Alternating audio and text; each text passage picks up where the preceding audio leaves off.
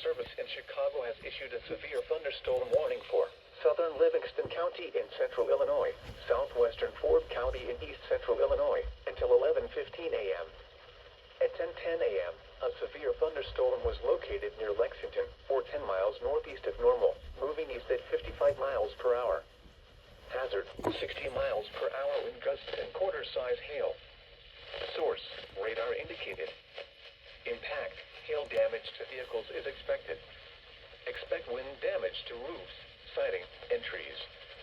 Locations impacted include Fairbury, Chatsworth, Forest, Piper City, Melvin, Roberts, Sibley, and Strawn. For your protection, move to an interior room on the lowest floor of a building.